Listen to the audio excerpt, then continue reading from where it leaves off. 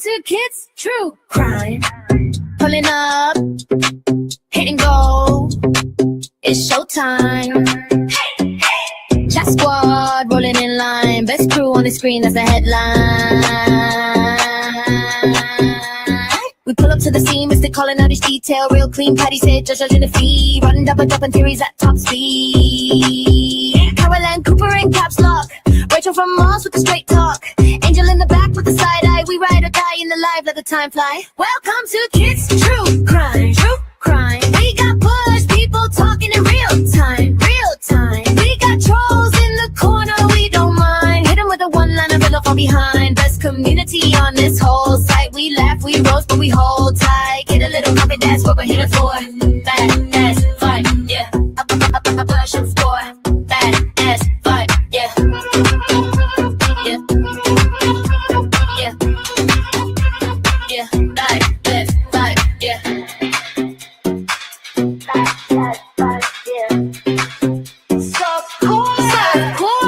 Melissa in the bushes on patrol, putting out the fires when the rumors roll. Flames toddler in the back, all jokes. Inside last of the day, once folk. Feel the chatter climbing up the chat wall. Names flying fast, can't catch them all. From the first bell ring to the last word said. We brains tease spaces till it's time for bed.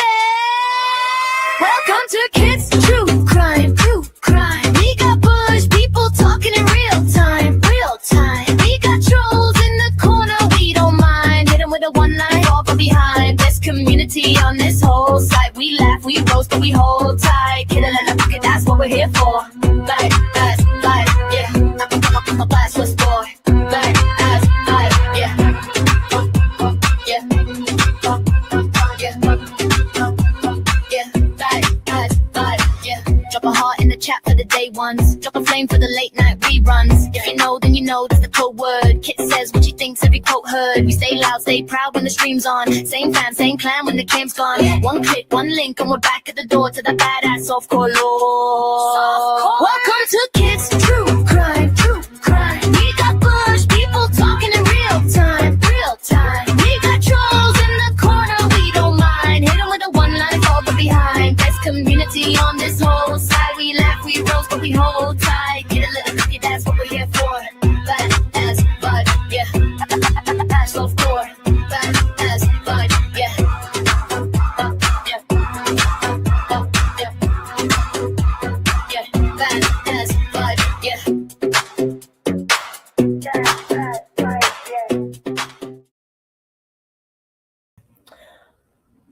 What's good?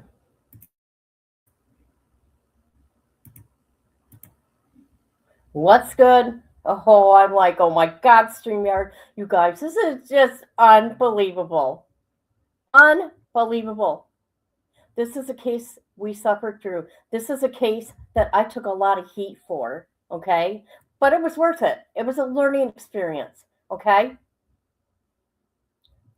There has been an overturn in her conviction. She gets a new trial. So this is what I'm wondering. Hello, Misty. I hope you feel better. Melissa from the bushes. Who else is here? Hi, Amber. Can you believe this shit? Let me tell you something. I wonder if she'll be able to get a bond hearing. They won't give her a bond. They won't do that. But I wonder if that's an option. It's like starting all over, innocent till proven guilty. Okay, let me tell you something, guys. I followed this case super, super, super close, okay? If you want to know anything about the case, you just ask me, Alex, Word Case Files, right? And Melissa J, okay? Nobody else but us, okay? We all know about this case. I'm just saying that. For real, I mean it though.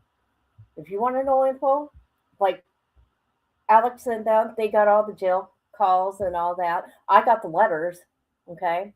And I do got the calls of me and her too. But I'm in shock. Let's get through the documents here. I'm sorry. I blown away. You guys, guess what we're going to have to do? Oh, that's what I was telling you people. Because of Jesse, me losing my channel, every video I had of Gannon and Letecia's freaking God. Poof, gone. Everything I did. At least, I'm telling you, 500 plus videos from 20 or January 2020 until she was convicted. I can't believe this.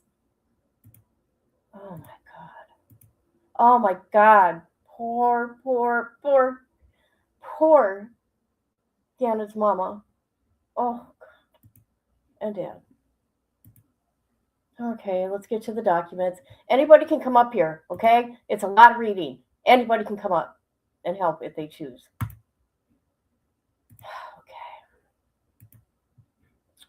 I know what happened here because, I watched the trial. But for the ones that don't, here we go. Oh, Jesus. I wonder what Judge Warner thinks.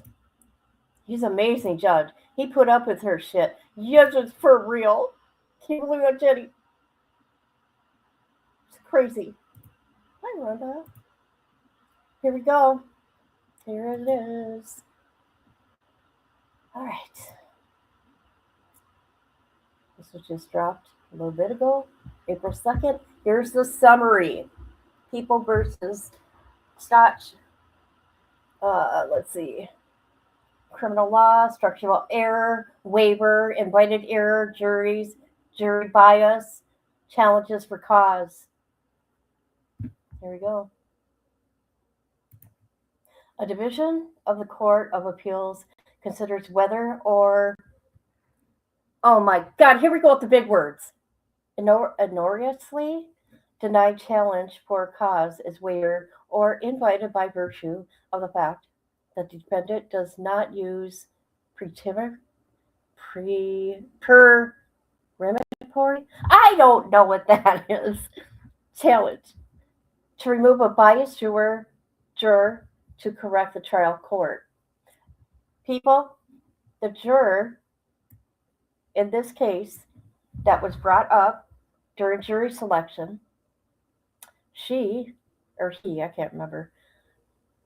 I don't know if she was related to the DA that was, in the trial. Oh, God. The majority finds neither waiver nor invited error in this context and applying people versus, and it goes with case law, concludes that error warrants reversal for structural error because of a biased juror deliberated.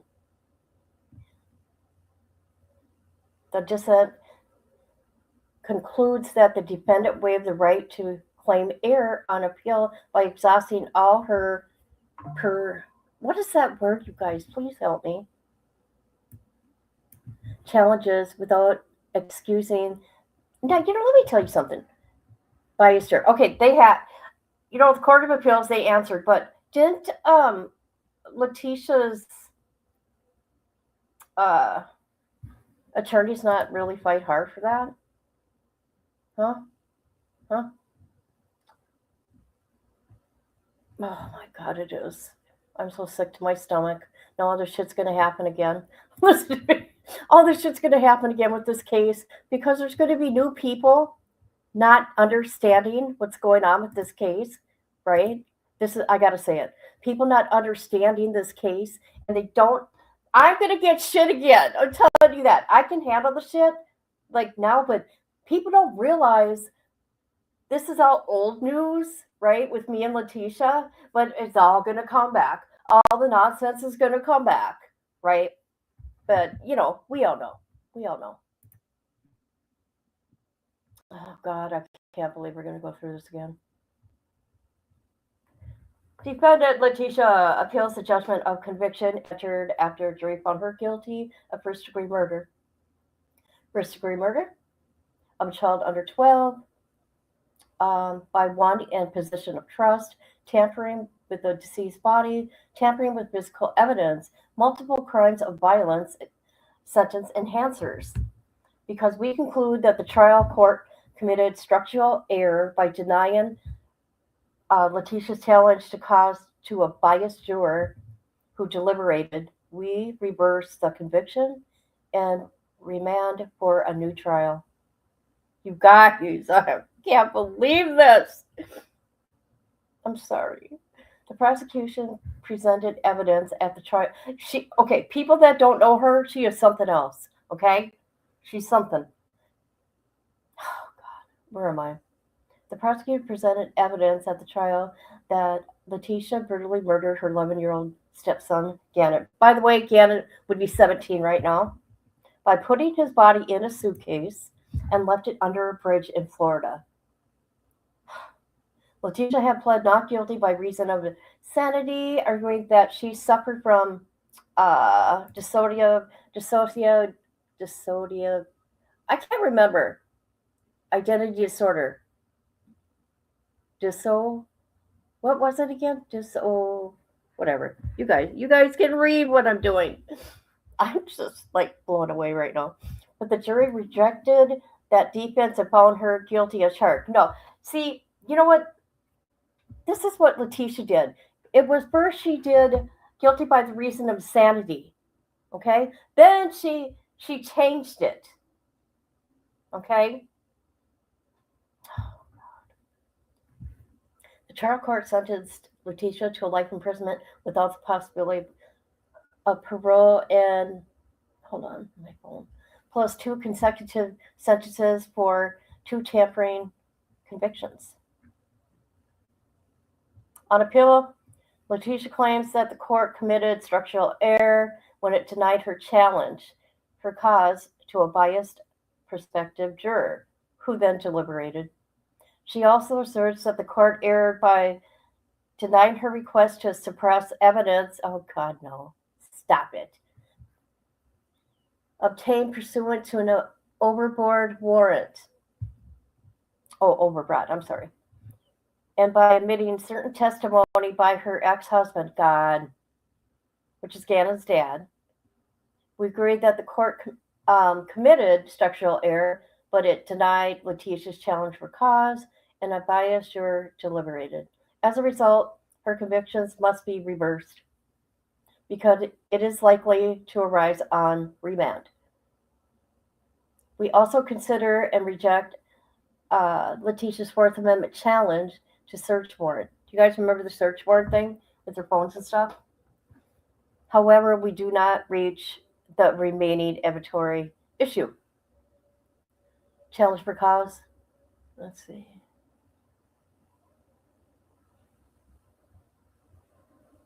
So they use these laws.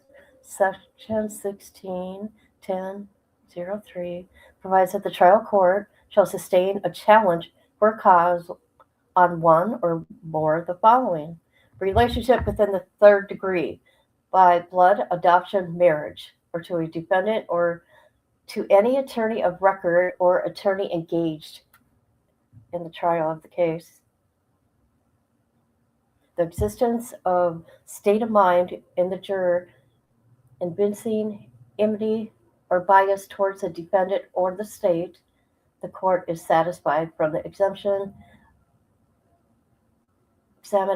of the juror or from other evidence that he will render an impartial verdict according to the law and the evidence submitted to the jury at trial.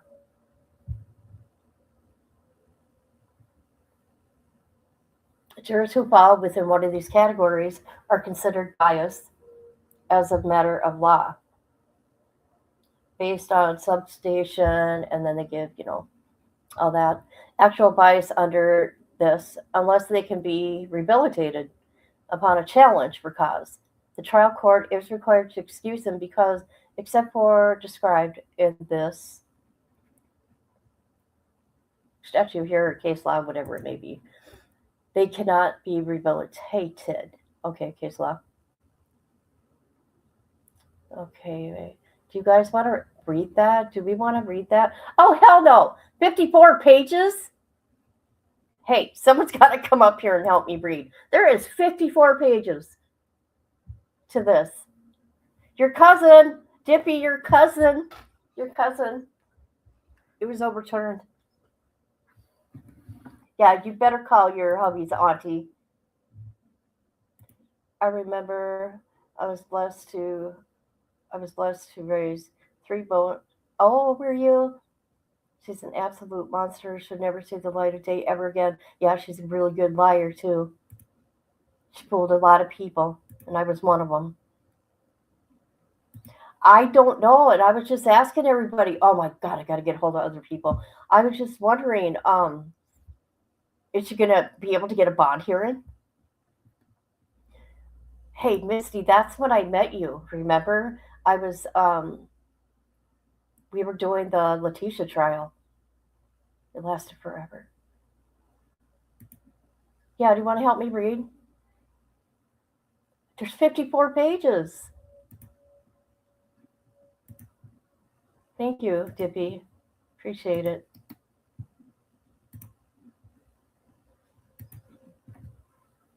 Okay. Yes, it is. Yes, it is. Yep, we had Letecia trial that summer and Lori Vallows. Remember? Boy, that was a busy, busy, busy year. Yeah, yeah, you get him out of there. We don't need to hear him. Yes. Okay, here we go. So let's listen to this case law here. Who is this? People versus McCrander. The Supreme Court held that when a elected district attorney is an attorney on record, includes prospective jurors who are related not only to the elected district attorney, but any deputy district attorney in that office at the time jury selection occurs. Oh my God. Okay, and then you got people versus nobody. That is, the statute directs automatic removal of the juror related within third degree to any deputy district attorney and the elected district attorney to the records office, regardless wherever the deputy district attorney appeared or participated in the case. This perceives the appearance, if not the reality, of fairness in a criminal prosecution and public trust and confidence in the criminal justice system. When the trial court errs, denies a challenge for cause, and a biased juror serves on the jury, the error is structural and requires reversal. God, this is crazy. This is crazy. Additional facts. As part of the Vordia, the prospective jurors completed a questionnaire. That's right. Sorry, guys. Questionnaire that included a question about whether they have friends or relatives in law enforcement. Prospective juror MB indicated that his son-in-law worked for the El Paso County District Attorney. Okay. During the follow-up questioning, juror MB confirmed that his son-in-law worked as a deputy district attorney at the same office. Oh, shit. Oh, my God. And for Michael Allen, the elected district attorney in El Paso County and the prosecuting attorney in this case. Defense counsel later identified juror MB among the prospective jurors he wished to challenge for cause. When the court asked for more detail, defense counsel explained his son-in-law works for Mr. Allen. The prosecutor and the court made the following comments. Oh boy, this is going to be good. Hold on a minute. I think Dippy's here. Hi, Dippy. Thank you for being here. Hey, baby. I don't know. This is crazy. Okay, let me read. She better not get out of jail because she ain't got nowhere to go. I don't think they would. Not with these kind of charges. They better keep Okay. her locked up, crazy ass woman. Okay, so during the voir dire, prosecutor said, I hate to agree with defense counsel, but the follow-up question were never asked. How is this going to impact his ability to be fair and an impartial juror? And that certainly doesn't rise to the level of statutory cause, so we would object to him being released for cause. Court says, yeah, I'm going to circle back to that one too. Probably what I'm going to do is not excuse juror MB at this point in time and think about it over the weekend and see where we were.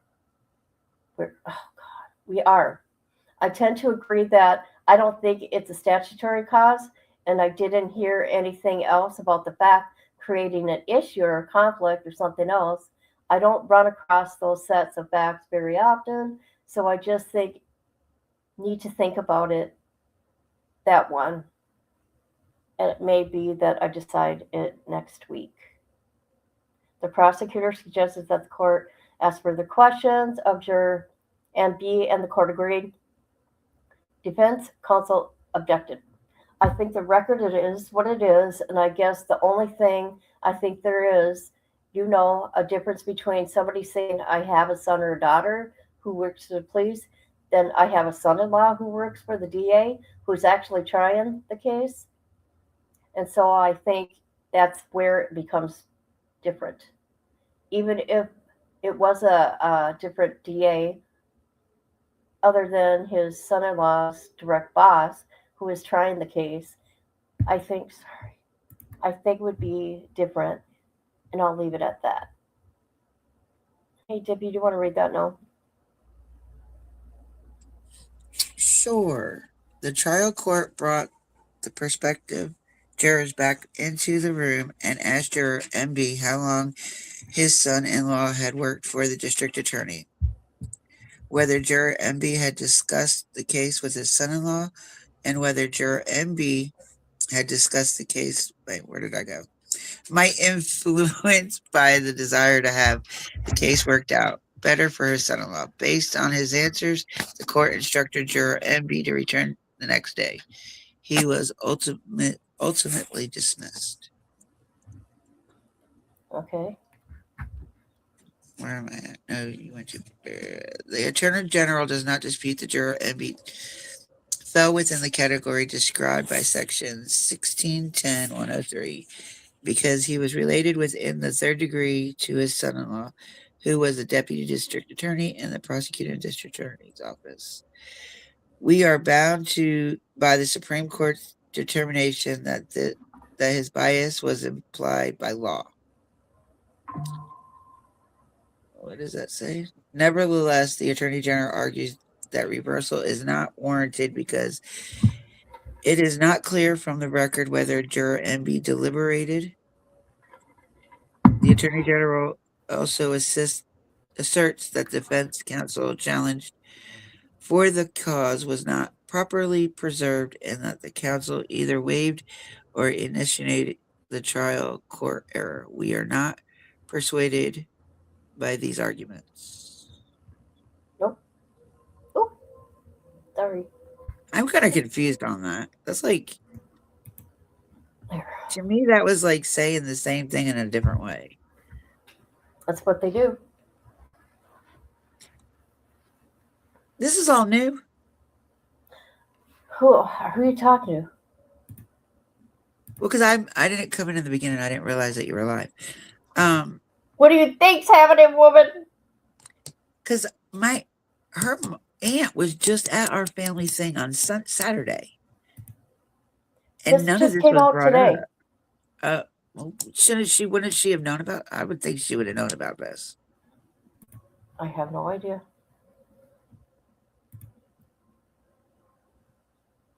Oh yeah, right. Of course.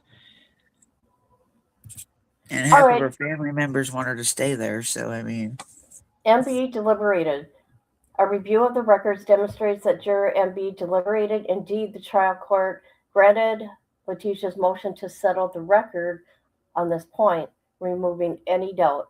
The challenge is properly before us. The Attorney General argues that Letecia failed to properly preserve her challenge for cause because counsel did not explicitly cite section, okay, there's case law, and did not correct the trial court's proposed misunderstanding that the challenge for cause was based on something other than statutory grounds. The Attorney General further asserts that defense counsel comments after making the challenge for cause suggests that the challenge for the juror and B actual biased. Oh God, notification. I'm so sorry, guys. Stupid notifications. Where am I? Not Like the his. second sentence up from the last one. Where? Right here. Based on juror MB's actual bias. Yeah, right where your thing was. Go ahead. Oh, I thought you were going to finish it. I can't. The comments are, the chat is on the screen. I can't see it. You can't see. Hold on. Let me get back into StreamYard. Oh, never mind. It's not covering it. I thought it was covering it. Subject to rehabilitation, not his implied bias based on his relationship to the prosecutor. For the reasons discussed below, we conclude that the court considered. Excuse me. Oh, here's a footnote. While the Attorney General attempts to dismiss this portion of the record as new material, the trial court order settling the record was accepted as part of the supplement record on appeal. It is therefore properly. Oh, okay. There you go. There you go. I'm so confused. Why are you confused? And what is this woman trying to do? She's trying to hurt them even more. That's what she's trying to do. It's crazy. But why do you keep putting them through this shit? No, this makes sense though. You want to know why it makes sense? Because they're looking for clerical errors, right? So all this stuff, oh God, I can't believe this. Hey, 99 Problems. How you doing? What trial was it that we covered that there was clerical error in it? Never mind. I don't know if it was me. It was the Murdoch trial. But we got 54 pages to read here, lady. Go ahead. You're next. Man. Where am I? Right here. Right here. To begin, we recognize that the defense counsel challenged for the cause potentially implicated two different subsections of Section 1610-103. Recall that the statute requires the court to sustain a challenge for cause on one or more grounds, including implied bias based on the relationship to the attorney of record, subsection 1B, and actual bias subject to rehabilitation.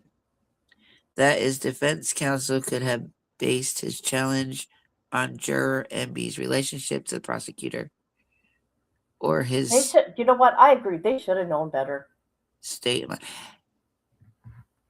Don't they have to, at the beginning of the juror, isn't that one question they ask you? They ask you, let me turn that off. If you have any type of family member or anything like that. When they send you when you answer questions, that's the first time you're asked.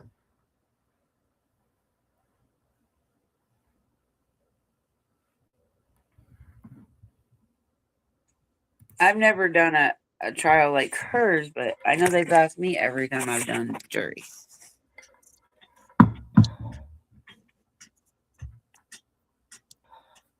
All right. It doesn't make sense. MB's relationship to the prosecutor or his state of mind resulting from the relationship. Given this context, we reach two conclusions from the record. First, we conclude that the counsel stated reason his son-in-law worked for Mr. Allen, which is sufficient to trigger a ruling under, let's read this footnote. Oh, God. The Attorney General frames their argument in terms of, what is this word, Jiffy? Preservation, which directs our standards of reversal, but structural error generally requires automatic reversal without regard to whether the error was preserved. Nonetheless, in order for us to review the error denial of the challenge of cause, a challenge for cause must have been made. All right. Second, even if it was not clear solely from counsel's challenge to juror MB on the part of the statute counsel was relying. We nevertheless conclude that the prosecutors and court's subsequent comments brought subsection,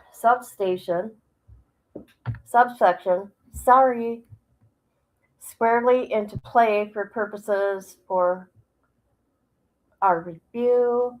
See People versus Melendez. Okay, where are we?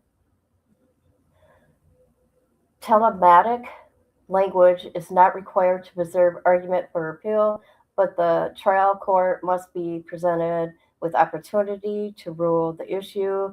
As the prosecutor correctly observed at the time of the challenge, neither attorney had asked any questions or what's this word, you guys? I can't even read today.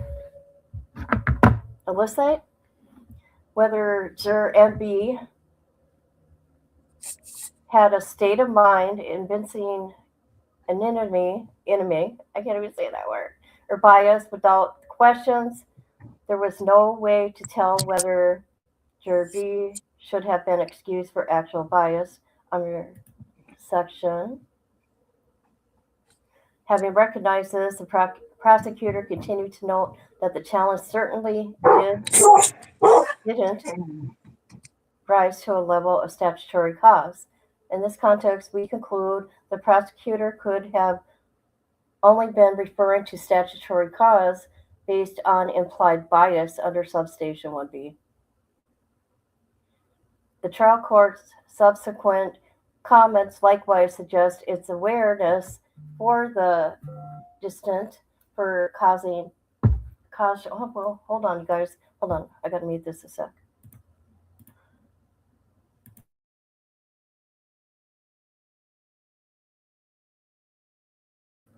Okay.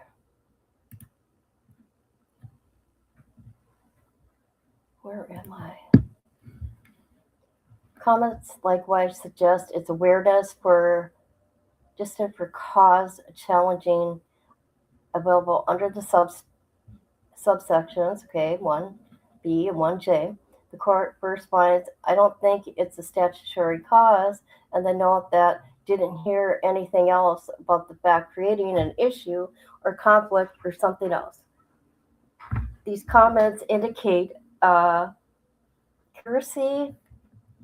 and improper rejection of challenge based on the relationship itself under substation, followed by a separate consideration of rejection of the challenge based on the biased state of mind under subsection, despite the Attorney General's arguments. We do not read these statements as demonstrating confusion, but the nature of the defense counsel's challenge, instead read in context. We conclude that trial court statement, I don't think it's statutory cause, reflected the court's mistaken belief that juror MB implied bias based on his relationship to the prosecutor as distant from the actual bias as a result of the relationship. Did not trigger mandatory removal under section, right there. In other words, the trial court was not questioning whether defense counsel was making a statutory challenge for cause based on the relationship itself. Instead, let's go to the cliff note here so we're reading it right. Okay. The record further supports this reading. In addition to juror MB, defense counsel identified juror number 8. Oh, defense counsel identified juror number 8 among the jurors he wished to challenge for cause.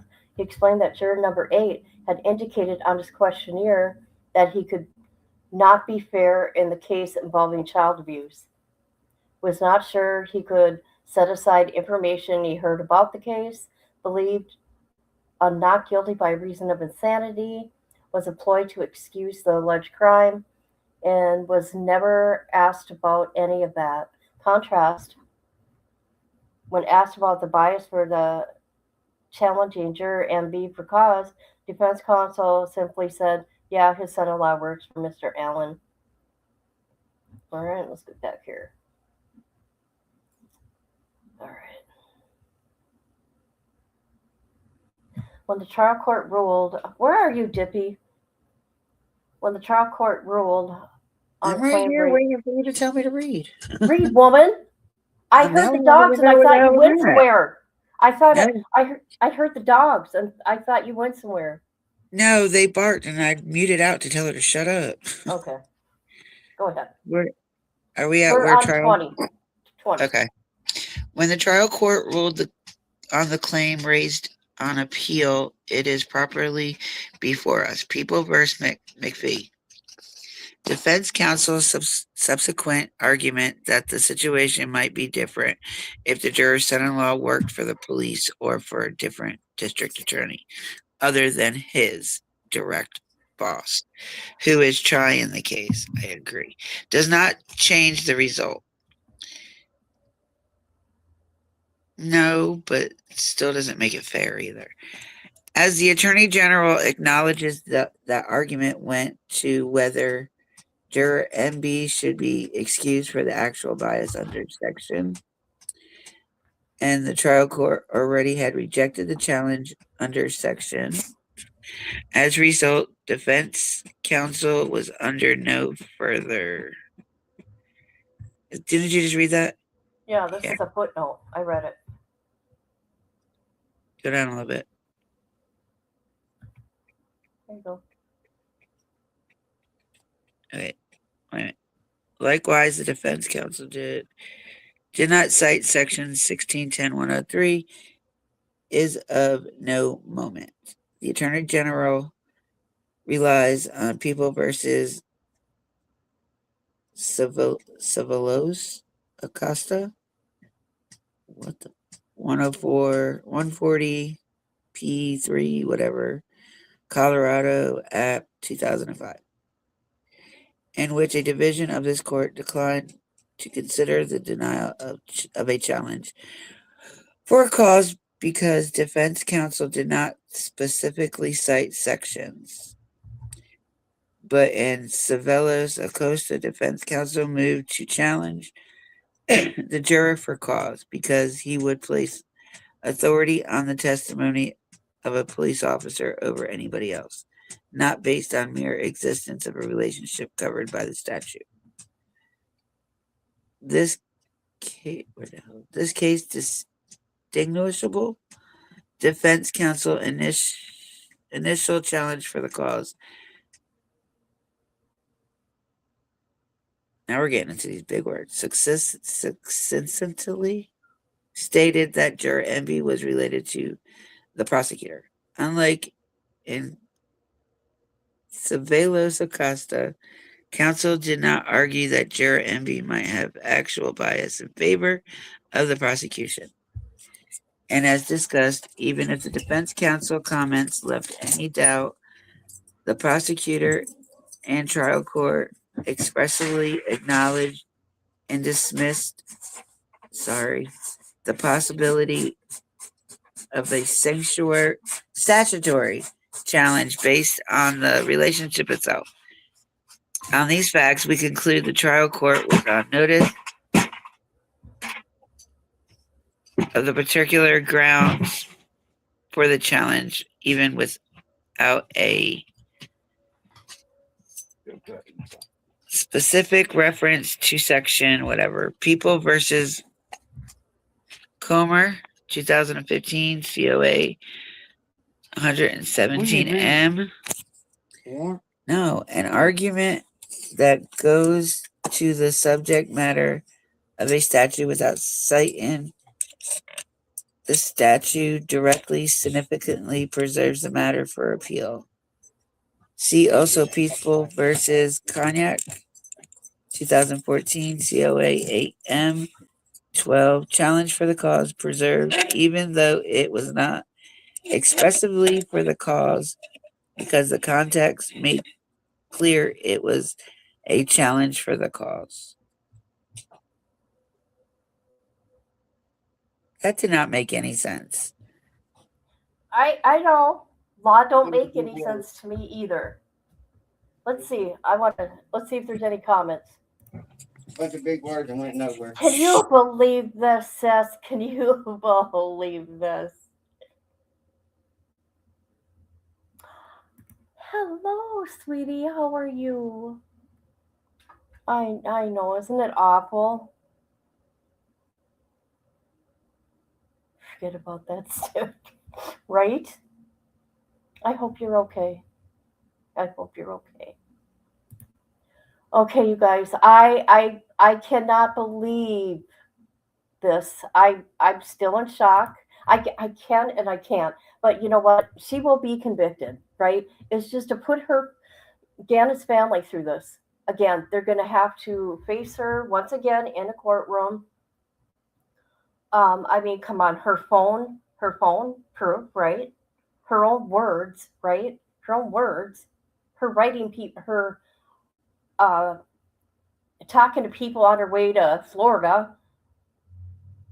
I mean, hey, remember you went to the that bridge where Gannon's body was found, and we done like a little thing for him. I mean, come on, her phone pinged right there on the bridge. You know. All right. Right. I had to explain to him what was going on, considering, that's who Oh, hi, Rapper. That's who she's related to Yeah. him, not me. Yep, she gets a new trial. Shut up. Oh, Now and she's considered innocent. this is gonna be I think a more amusing trial than the last one. Oh God, that one. That one was. I don't mean to laugh. It wasn't a funny thing, but her behavior in the courtroom and Judge Warner. I think Judge Warner did an amazing job. He deserves a fucking plaque. The way he handled her, he really did a good job in that hearing. Yeah. She really put him through a lot. And I pray that he doesn't have to deal with her a second time, though. And he was professional the whole way. He was a really, really, really, really good lawyer. A really, really good judge. Yep. Really good judge. I don't understand how this is. Well, that's what. Neither do I. Neither do I. I'm reading this and I'm like, I do not understand. Like when you read it to yourself, it's more like you can understand it a little bit better. But when you're reading it out loud, you're like, what in the hell am I reading? Well, for me, yeah, because I have a problem reading, right? And all the words become one word. It's hard to explain. I don't know. What would you call that? I don't know. Dyslexia, I know maybe? I don't know. Kind of It dyslexic. Is, ain't it? Especially the people that get the death penalty. You know, they get to try, 20, 30 times? It's crazy that she's even getting this chance again. No, they gotta do it. Our appeals run out. They say that the appeals. No, I'm saying Shush! Technicality. I was listening to something earlier where they were saying if you don't. Okay, shush, please. You get 8 years to. You got 8 years to get all your appeals done. I'm saying I don't know how many they limit. And limit this was what, like 2023? Yeah. Or 2023, was it? 2023. That's like O.J. Simpson. He got his shit dropped down for a technicality. Oh my God. I mean, you know what I'm saying? Okay. That's not right. It happens every day. I feel sorry for his family too. Can you believe they're going to have to go on? Oh God, they're going to have to do this. They're going to have to. They already know that they've got to go to Daniel. Hush. From California to. Oh my God. Okay, I'm going to continue reading. Well, she handles business. Okay, here we go. The error was neither waived nor invited. The waiver is an intentional relinquishment of a known right or privilege.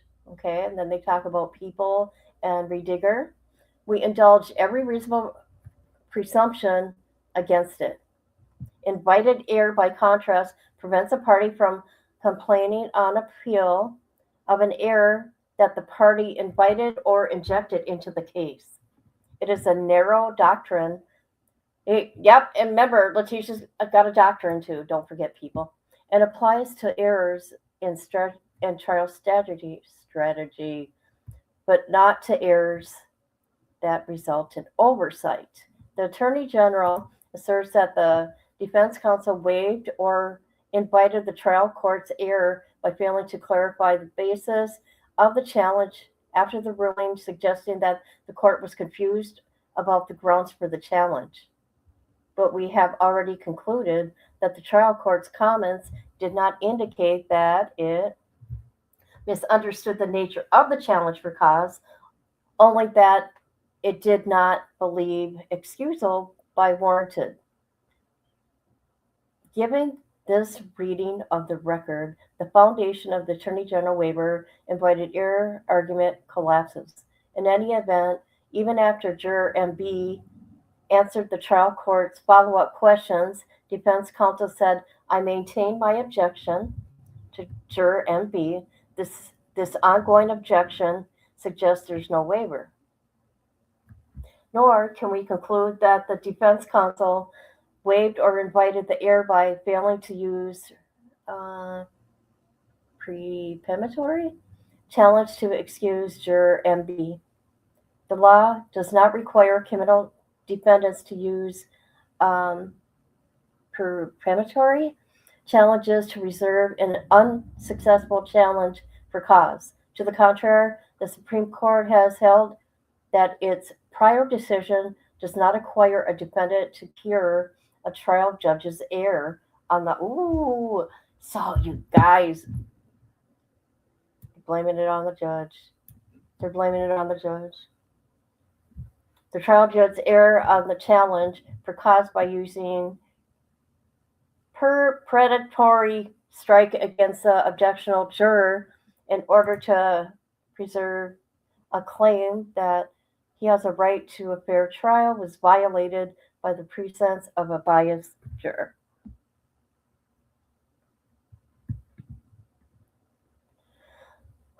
Morrison versus People and Garcia. Okay, hold on. Where are we? Indicates that there is no inherent inconsistency to the following counsel to challenge a juror for causing while also permitting her to use these challenges to excuse other jurors.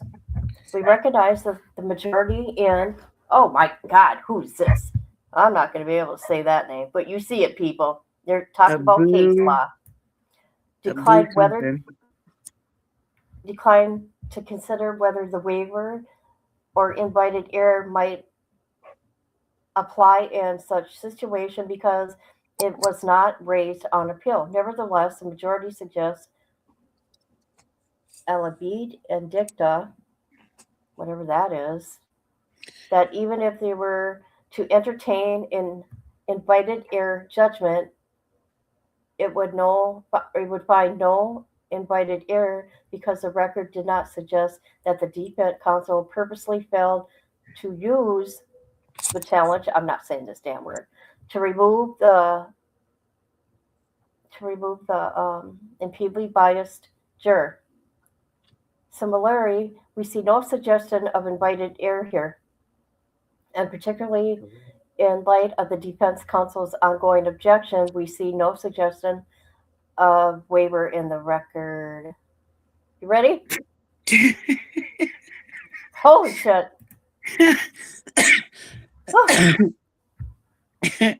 That was a lot of names in there. I just skip it. If you people can read it, go ahead. If I can't pronounce it now, I'm carrying on with what I'm reading. All right, is it my turn? Don't you remember who's related to the DA? I forgot. I don't even know if I knew that. I remember, yes. I don't know if I remember that, but I know it wasn't the judge's fault. The judge was so awesome. He was. We need more judges like him. I really think so. I'm so sorry for my husband. He's such a dork. Okay, 27. Go ahead. All right. The Attorney General relies on Justice Seymour's dissent in Abu Natabi, expressing the defense counsel's decision not to use preemptory challenge to excuse a juror after the loss of a for-cause challenge is classic example of waiver or invited error. Okay. You just go Like blah, just, blah, blah. That's what I'm going to do. If I can't pronounce it, people, it's blah, blah. well, no, I'm trying to figure. What does it say? I know ID you can. at 44 Seymour J. Dissentant. Like Justice Seymour, the Attorney General suggests that the council may simply request and trial courts may be encouraged to grant an additional preemptory challenge. But as in Abu blank blank, the record here lacks any indication. Blink, blink. That defense counsel was acting strategically. See Garcia. I don't want to see Garcia. Find a note invented error under the same circumstances. Additionally, we are not persuaded that defense counsel should be required to use preemptory challenge to excuse a biased juror. After the court erroneously denies I a just say error. for-cause challenge. See Abu blank blank. Moreover, nothing prevents the prosecution from the using a preemptory challenge to remove a juror who should have been excused for the cause. If he was going to be a problem, he should have been excused from day one. I know, right?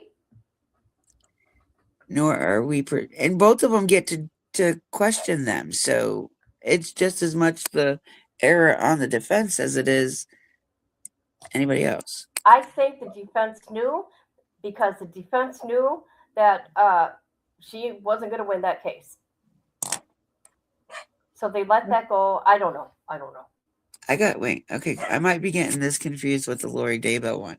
But didn't the lawyer address it and say, hell, we know we're guilty? Was that this one or Lori's? Oh, it was this one. I think it was this one. Yeah, because they knew that. No, it was the young guy. It was Lori's. Never mind. See, I'm getting mixed up. This one, there was the two older guys that just kept like twiddling their thumbs and moving around in the chairs, looking up at the ceiling, while she was sticking her middle finger up. And yeah, she's looking off the camera. Where are we at? Oh, fuck if I know. I lost it. Okay.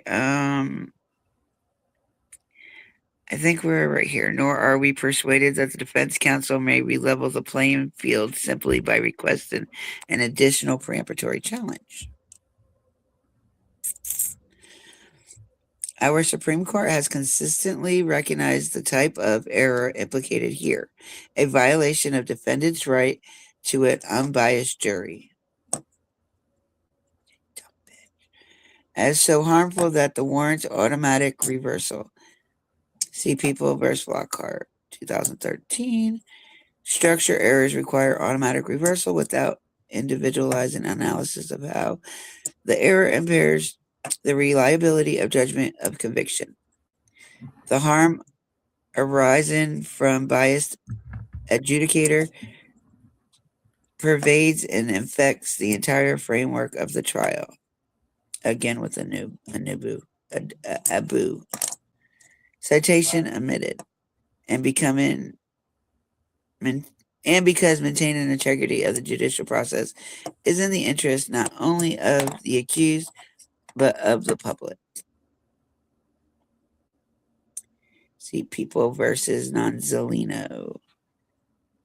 We are not inclined to infer waiver from defense counsel failure to use preemptory challenge to correct the trial's court error. Let's read the footnote. Hold on. There you go. Right here. Thanks. Although Justice Seymour's dissent suggestions that encouraging judges to grant requests for additional preemptory challenges under Crim P24 would relevel the playing field. See Abu again. We are not so sure. After all defense, the council would necessarily premise a request for additional preemptory challenges on the court's prior wrongly denied challenge for a cause. Rulings made by the same judge, and we are not confident that the same judge would grant additional preemptory strikes on this bias. Oh my God, these notifications. They just need to stop already. You Okay, know, I'm to be sorry. I'm going back. Hold can't on. the There we go. judge can't the judge step in and be like, no, we're not retrying this? No, Like no, that would because make it so much easier. the Supreme Court is his. They overrule what he did. I know. You know, I go back to thinking about Gannon's family. Now, God forbid somebody in the Supreme Court had to go through a trial like this. Do you think they would consciously agree to it, knowing what them and their family went through? You know, I don't think Judge Warner did anything intentional at all. No, Judge Warner was awesome. Yeah. I am gonna harm me some dogs today. They are barking at each other. Oh, do Where are we you? at? I bet you that what's happened to me. I don't know what it is. I tend to read the same sentence over and over and over again. Wasting time and money. Exactly. Can you imagine that neighborhood now? That's what I'm wondering. I'm hoping not, because I hope he doesn't get put through this again. I don't know if he would have the same type of demeanor this go around. I would feel really bad for that judge. Really, really bad. Well, I'm sure he wouldn't be the judge. I wonder if Judge Warner's still around. Let me look. I've seen a lot of judges resign after high profile cases. Yeah, true. Because Alex Murdoch, trial judge, it was like that. His case was the last case he tried. Darrell Brooks, judge, I believe she retired after that case as well. Yeah, she did. Quite a few of them retired. Barry Morphew. Here's Judge Warner, the amazing judge in Colorado. I think he still works.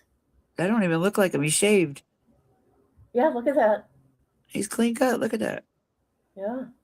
He was all scruffy last time. Okay, Oh my he's gosh. still a judge. He's still a judge. All right. All right, I'm going to continue reading, people. We'll get through it. Oh, all right. Reversal is required. Number 4. When the trial can you put it back on screen? When the trial court denies a for-cause challenge to a biased juror, the defendant exhausts her preemptory challenges, and the biased juror serves on the jury. The error is structural.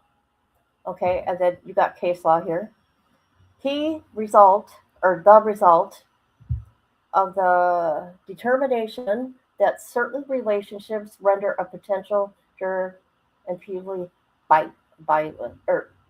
biased. The juror is deemed as a matter of law to be biased. Period. Period, people. Such is the case here. Accordingly, Letecia's convictions must be reversed. Search warrant. Okay. Where did the case law come from? Oh, never mind. Search warrant. Letecia also challenges the court denial of her motions to suppress evidence obtained from the cell phone. Okay? The search of her cell phone, guys. Because this issue is likely to impact the proceedings on remand, we elect to address it. In denying Letecia's motion to suppress, the trial court acknowledged that the warrant to search Letecia's cell phone was broad and concluded with the breadth was necessary given the scope of Letecia's conduct after Gannon went missing. Letecia argues that the court erred because the warrant violated the Fourth Amendment. We discern no error. So they don't see an error. The Fourth Amendment protects individuals against unreasoned search and seizures. Okay, here's some case law. A search conducted pursuant to a warrant is typically a reason. Here's some more case law. However, so-called general warrants, what's going on here? There. Which permits a general exploratory rummaging into a person's belongings are prohibited. Okay. Here's more case law. To prevent a general exploratory search, and a search warrant must be in particular as to enable the executing officer to responsibly ascertain and identify the things to be searched. There's more case law. Because cell phones contain so much different types of private data, warrants to search them must be carefully scrutinized to be sufficiently particularized.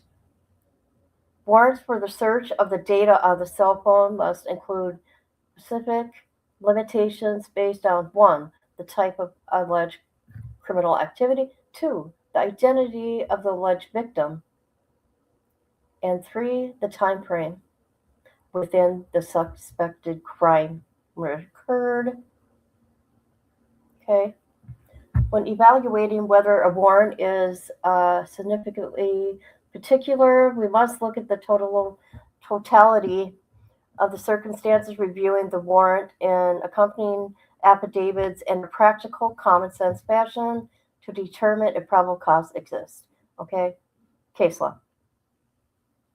Even if the warrant lacks particularity on its face, an affidavit submitted in support of a warrant may cure its lack of particularity if 1, the warrant incorporates the curative affidavit by reference, 2, both documents are presented to the issuing judge or magistrate, 3, curative affidavit accompanies the warrant during the execution of the warrant. Dippy, you here? Is she here? Oh, she's here. What's going on here? Sorry, my bad. I walked Oh my God. God. You guys, why isn't this showing? I don't know. That's what I said when you started reading. I said, can you put it back on the screen? I didn't hear you. Look at this shit. I'm sorry, guys. I'm sorry. I don't know. Oh my goodness, these dogs. Yeah, they sure did, didn't they? I give up. I am so mad. I'm sorry, guys. I've been reading. A trial court suppression order presents a mixed question of fact and law. We accept the court's findings of fact if they are supported by competent evidence, but we assess its legal conclusion. Additional facts. The investigating detective sought a warrant to search Letecia's cell phone for the following. A, data that might identify, oh my God, these notifications. Sorry. Data that may identify the owner or user of the devices. B, address books and calendars. C, audio, video clips related to the above described criminal activity and further described in this affidavit in support of the search warrant. D, call histories, call logs, and visual voicemails related to the above described criminal activity and further described in this warrant in support of the search warrant. Photographs associated with metadata related to the above described criminal activity and further described in this affidavit in support of the search warrant.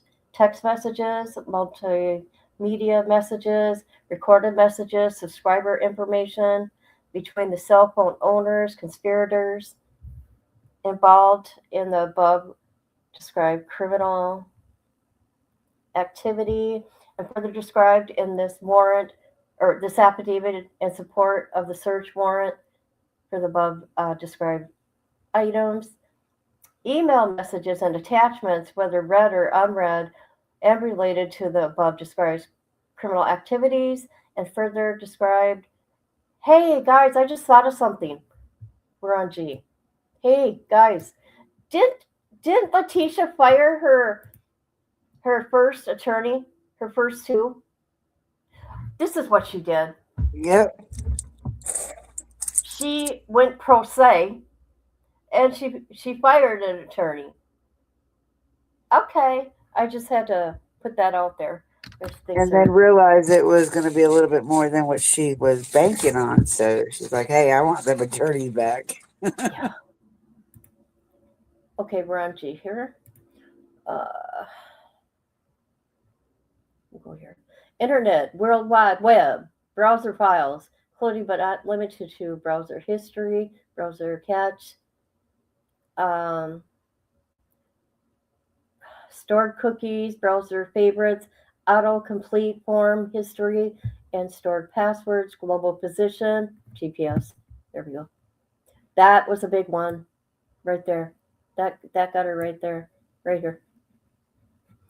Documents and other text-based files related to the above described criminal activity and further described in this affidavit in support of the search warrant. Applications, apps, and other installed programs, including widgets of any data stored by the application or remotely stored.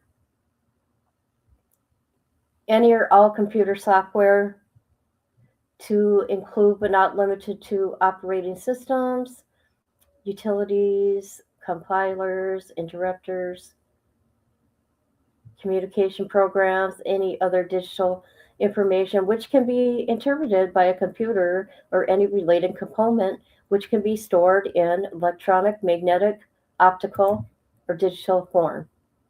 Oh my God. Any and all data stored within any computer storage device or other processing and or storage devices to include but not limited to the computer applications, images, videos, text, programs, encryption, routines, algorithms, or any other data that may be decoded, reconstituted, or otherwise manipulated to produce, utilize, transmit, receive, encrypt, encode, or display such images, videos, text, programs. Oh, God. Okay, you guys. Dippy, you want to read? Routines, algorithms. Yeah, when you're ready. Oh, my God. There we go. We're at 36? No, No. up on top, with. Okay.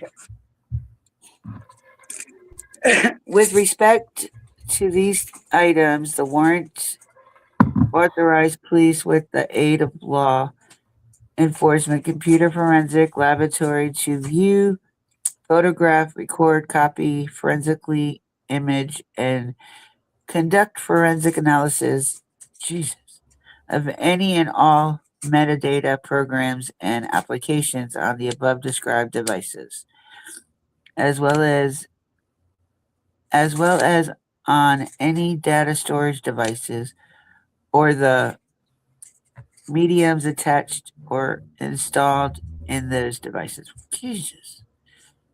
The warrant incorporated an affidavit detailing GS disappearance and Stauch's conduct thereafter, including Stauch's refusal to cooperate with police, conflicting statements and behavior, ongoing communications with the family members, and social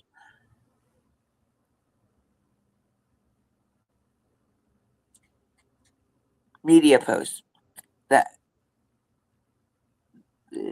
The affiant submitted that it was necessary to search Stauch's cell phone to ascertain her past locations and communications and aid in locating GS, who was still missing at the time. C. Discussion. Stout argues that the warrant to search her cell phone was overbroad because I can't see, because it allows police to access anything that might be on her phone with no temporal limitations. While she acknowledges that the affidavit was incorporated by references into the warrant, she argues that it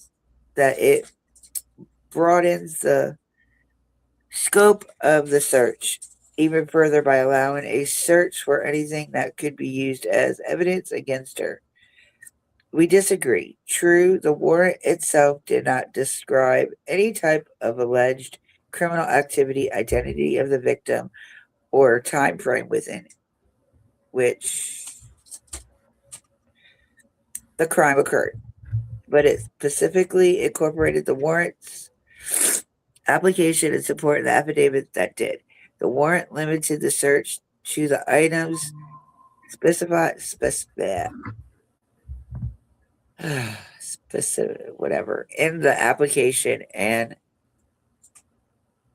the application in turn attached the 4-page support and affidavit and made it a part hereof. The affidavit described how on January 27, 2020, Stauch called to report GS missing, stating that he had left her house on foot and had not returned. It continued to describe how during the subsequent 40-hour period. Give me 1 second. Do not read. Give me 1 second. Yep. Okay. Refused to meet with police or provide requested info. Was unaccounted for during the part of the day when Ganna was reported missing. Called to sick to work for unrelated reasons and had been continuously communicating with her daughter, husband, and other family members via text message and Facebook. The affidavit also described that Letecia met with police 2 days after the report, when she substantially changed her statement regarding Ganna's disappearance. Letecia initially suggested Ganna went to a friend's house and didn't return, but at the police station, she said that he was abducted by a carpet repair person who had S8 her at gunpoint. I don't mean to laugh, but she really said this stuff, you guys. She really did. What's his name? Eduardo. The affidavit went on to describe a roll of carpet with blood on it that was found in a storage unit inside the Stauch's home. It also stated that Letecia's cell phone was linked to her doorbell camera security system. Based on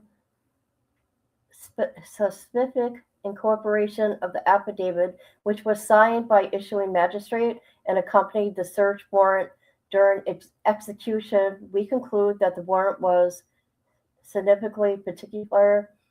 Letecia argues otherwise based on, and they give this case law, in which the court found a warrant was insufficiently particular because it contained no limitations onto the alleged victim or time period during which the crimes occurred.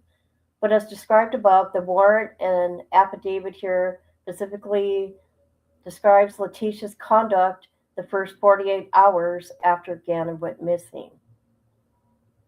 Okay, more case law here. Cell phone warrants were significantly particular because it incorporates affidavit describing periods of investigations. While the warrant was broad, the affidavit was specific. It describes conduct limited to 48 hours, clearly identified Gannon as a victim, and detailed inconsistencies in Letecia's conduct and story and the aftermath of his disappearance. More case law. The fact that a warrant was brought, it was not just positive. Just positive. Okay. When it covered a 6-month period, the affidavit identified the victims and specific crimes, and the defendant's conduct and communicating surrounding the crimes were relevant to identifying him or her as a suspect. Moreover, hey, tip you back. Many of the categories described in the warrant were expressly limited to items related to the above described criminal activity and further described in the affidavit. While not every category included the same limiting language, the warrant's incorporation of the attached affidavit served the same function. Okay, we keep going. Warrants satisfy a particular requirement on the basis, even if could have been more particular. Because the warrant and the affidavit read together limited the search of Letecia's cell phone to a specific time frame, victim, and type of criminal activity. The warrant did not allow for general search. Instead, it targeted a set of data that allowed police to establish Letecia as a suspect. Case law. A broad search warrant nonetheless permissible when the requested evidence is justified by the nature of the crime or crimes. We therefore conclude that the Fourth Amendment particular requirements was satisfied and Letecia's motion to suppress was properly denied. Footnote number 5. Because we conclude that the warrant and the affidavit were significantly particular, we do not address whether the good faith exception applied. Oh boy, what? Okay, so here we go. Okay. Suppression based on an overbroad warrant is not required when the officers act objectively reasonable. Reliance on a warrant issued by a magistrate. We also decline to address Letecia's remaining evidentiary contention because it's unclear whether or how the issue will arise on remand. Are you kidding? What is going on? The judgment is reversed and the case is remanded with direction to Judge Gomez concurs. What's this?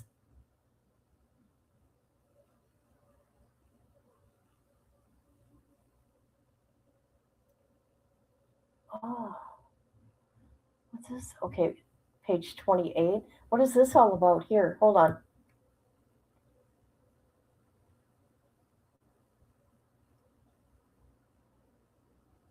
Oh, okay. We're going to read it.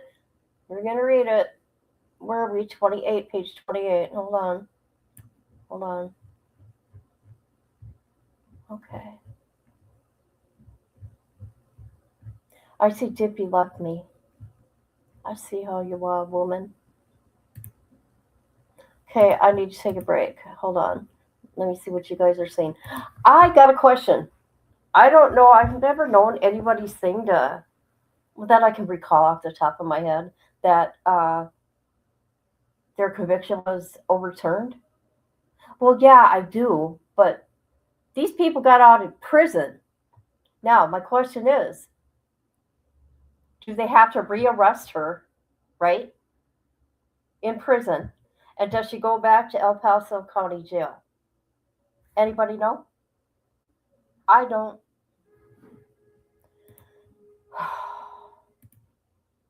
How do you get Henry? I hate autocorrect. I use it all the time. And I just say, hi, how are you? It is, ain't it? I'm in shock. I am in shock. They waited how long? Ganna's parents waited how long even for a trial, right? They finally get through that and all this. Oh God. Okay, I gotta take a drink, guys. Hold on. And it's of ginger ale, people. Don't even think craziness. Hold on. Can you guys hear me? Can you guys hear me?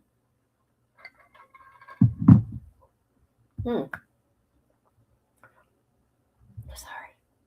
Hey, guys. Hey. Can you guys hear me? Can you hear me now? No, I don't have none. You want to know why? And I shit you not. I should have taken pictures. Walmart had none. No more Propel. The only Propel they had was orange with 0 sugar. That's it.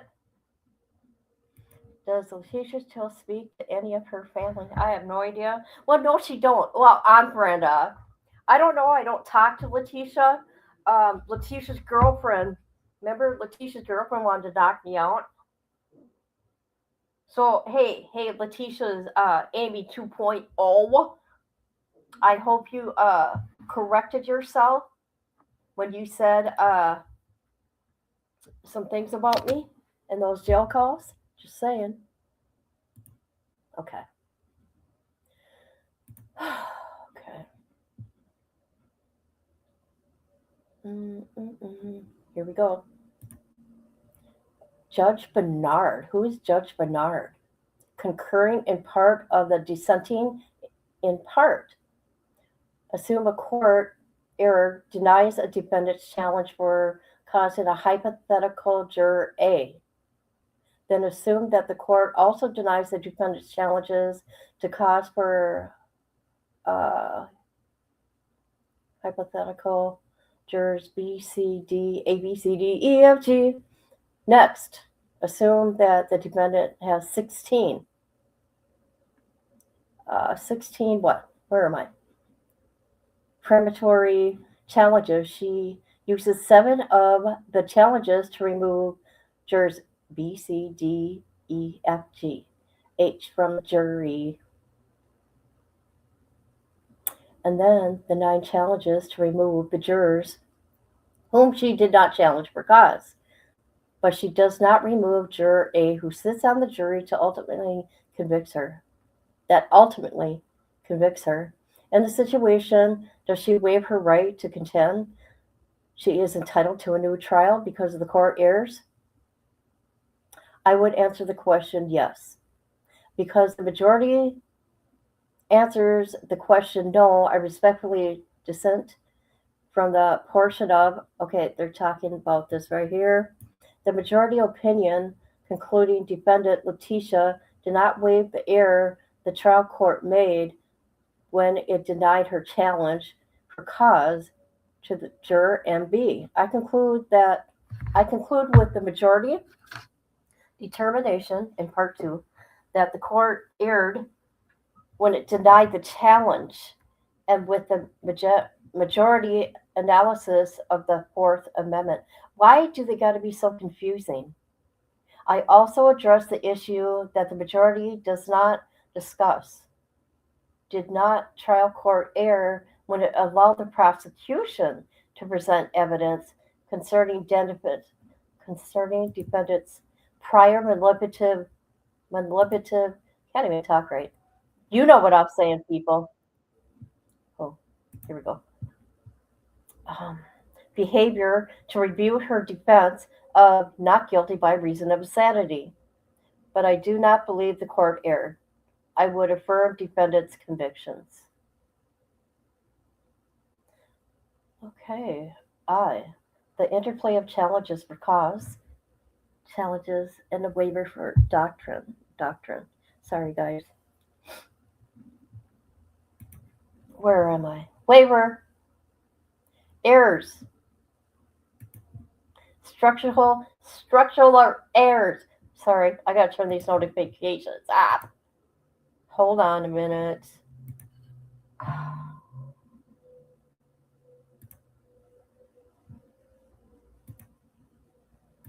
Oh, hold on. Give me a minute, guys. I gotta go bring Nala to my dad. Hold on.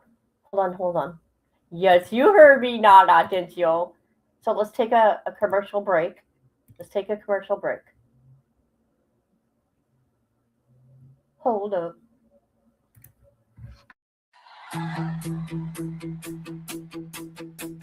Boot up the stream, we're rolling in. Chat's going wild before we begin. Mods in the glow like capes in the wind.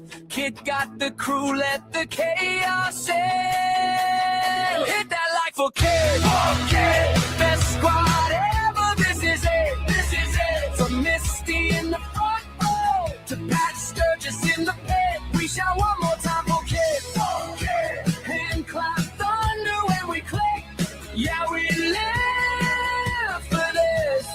Hit that like for kid.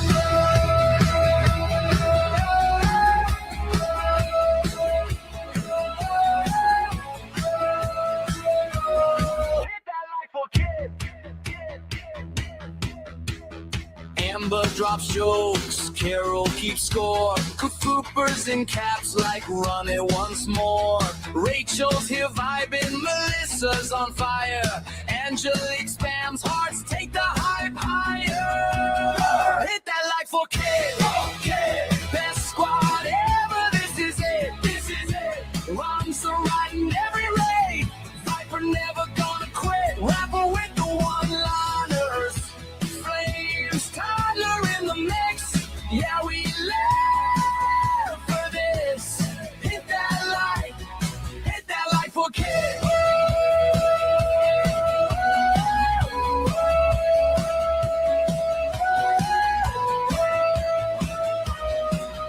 All the mods in the middle, raise your hands. This our channel, this our band. From the lurkers to the loud and chat.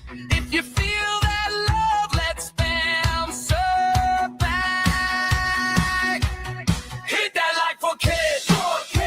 Best squad ever, this is it. This is it. From Misty in the front row to Pat Sturgis in the pit. Carol, Cooper, Rachel, Lissa in the fix. Angelique, Runza, Viper, Rapper, Flames, Tyler lit. Yeah, we live for this. Hit that like for kid.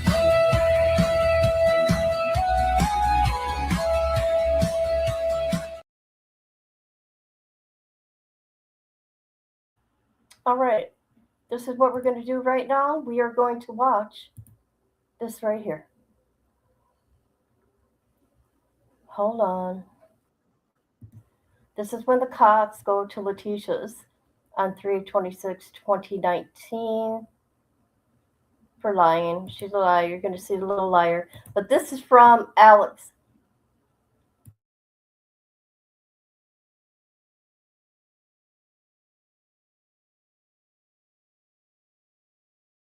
Look at that. Look at that. StreamYard muted me. What is going on? Take a look at Letecia. And then today I came home. I just got off work out at Shriever and hit my garage and noticed it wouldn't go all the way up. And came in, couldn't put the light on. The breaker. What do you mean it wouldn't go all? Like it would come up a little bit, like it was on battery or something. Like it would come up a little bit, stop, and then go back down. And then I would have to I had to inch it up. You know what I mean? I had to hit the button and make it stop. And anyways, I came in, the garage lights went cut on. That little the laundry room light went cut on. So I went and checked the breaker. Breaker had been flipped. I noticed there was something hanging at little attic entryway is in here. Mm-hmm. I noticed a string hanging down from there that wasn't there before. My wife told me. So have you checked your house to make sure no one's in there? No, I got my wife out of there basically as soon as I decided. Okay. We're gonna check your house real quick to make sure nobody's inside. And somebody has been in the back, the second whatever it's called, storm drain or whatever that you can get to the basement. Somebody's been through that window, the window well. Yeah, I'm kind of freaked out right now. Sorry. They went in the first one the other night, in or out, and I saw footprints right there today. We didn't see any footprints the other day when the sheriff's were out here. So Okay. yeah, If you guys want to wait out here, we're gonna go inside and make sure. Okay. Where's this attic? right here in the garage.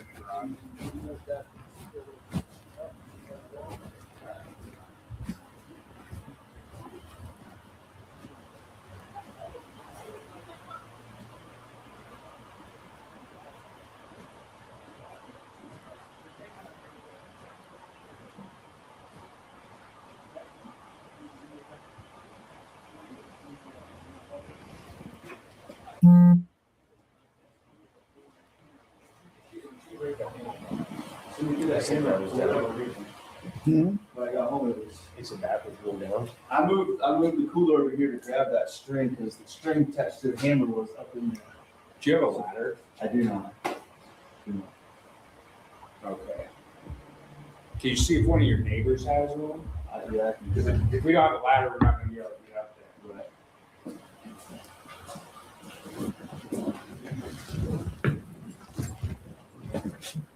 Are these like your new ones?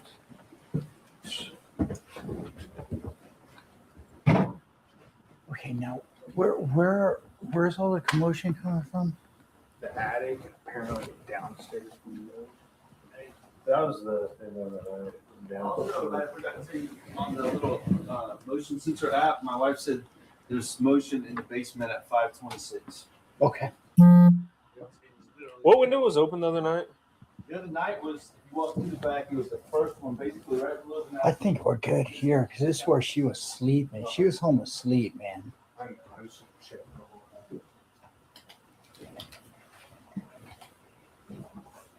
All right, well, let's go down to the basement.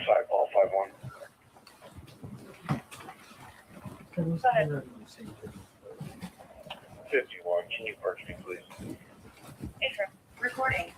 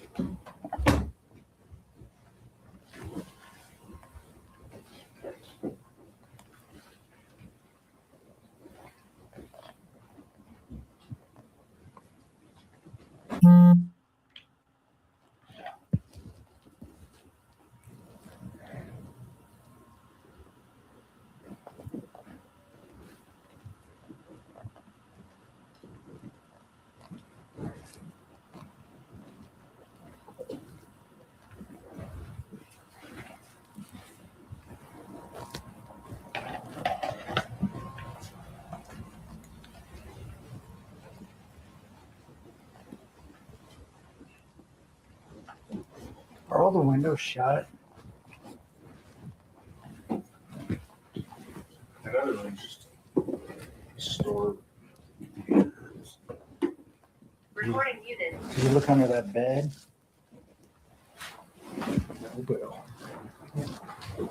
Is this the screen he was talking about the other night when you guys were out here? See, I never went downstairs with them. But I knew they were saying that one came, there was one that was moved or tampered with.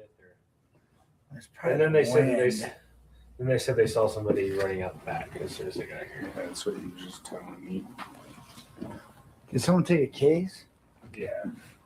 Was it unfounded? I don't know what they do.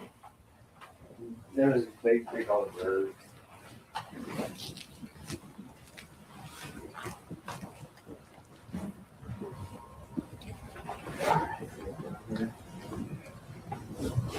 It feels like there's a breeze, though. There is. Yeah, hold on. Let's be sure there's nothing. That's right, 24. Nah, man, this window's wide open, dude. I can check myself and hold myself on the floor. Yeah. That's what I said, man. I can't find it. There's not like really a draw. No. Yeah, that screen's been removed. I think someone was in here, man. Yeah, I do too. Yeah. How's there no footprints or anything on there? 61 status roll. Good boy. They might keep getting hit. Oh, wait a second. But that steel grate's still on there. So they took the time to put it back. but it's I guess that could just lift up. I'm sure it does. Yeah, I think because no one's gonna leave that damn window open. It's freaking cold. 740 in service.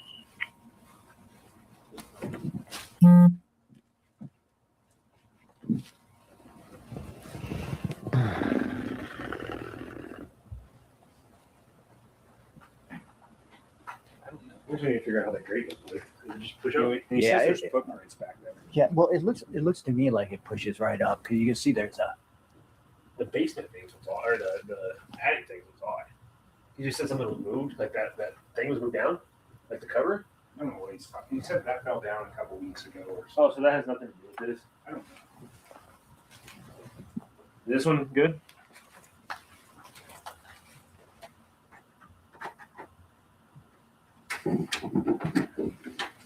They lock it.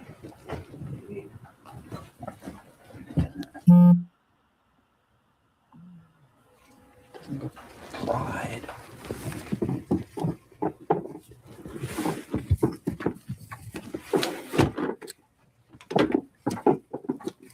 I mean, this could have been left open while they were working out down here or something too. Yeah. But that's weird. The screen's moved out. Did Sutter go back upstairs? Well,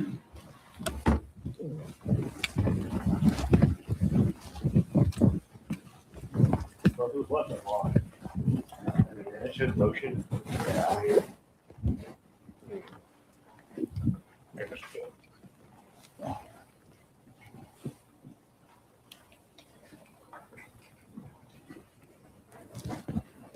Yeah, we got to figure out a way to get to that attic.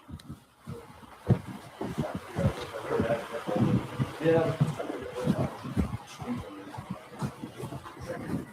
Yeah, so she said she heard the noise about 2 hours ago.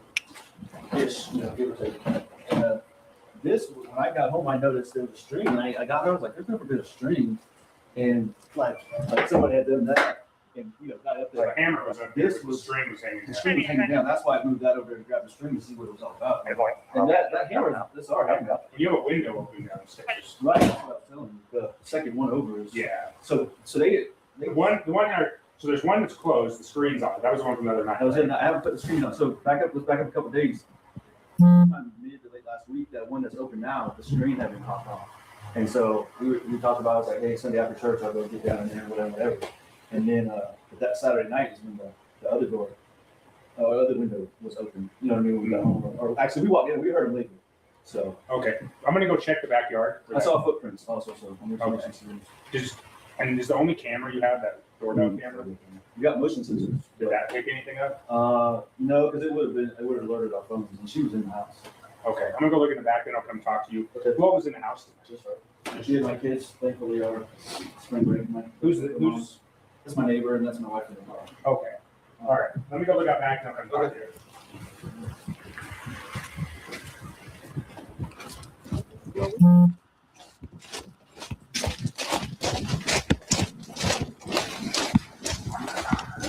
Recording muted.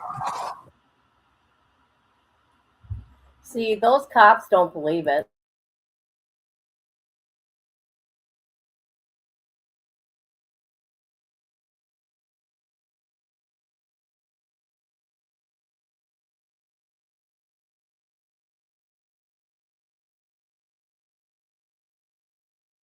Oh my God. Here I was muted. So these cops, they don't believe this. You can tell. Why do you think they're muted right now?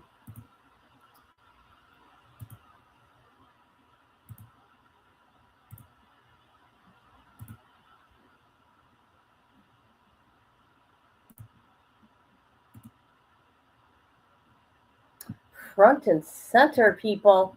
Front and center.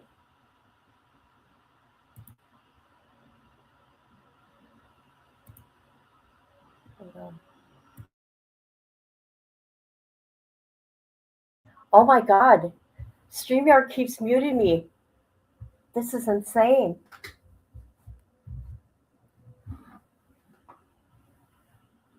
There we go. There we go. Okay. Thank you. Thank you, Melissa from the bushes. Thank you. Thank you, Patty Sturgis. Patty, do you want to play a game? I want to play a game. Ha ha ha ha ha. That's right. That was Letecia's house, but I thought they were going to talk to Letecia because she did that fake call to say someone was in her home. That's just to get attention from Al. All right. Okay, waiver number 46. Structural errors, even those impinging on fundamental constitutional rights, can be waived. So we got some case law here. The defendant can waive her right to a public trial and her right to challenge a juror. Okay, prospective juror who was the wife of the presiding judge over her case. That's crazy. The wife of a judge and her right to object to the judge presiding over her case. I'd never. It'd be like, you're gone.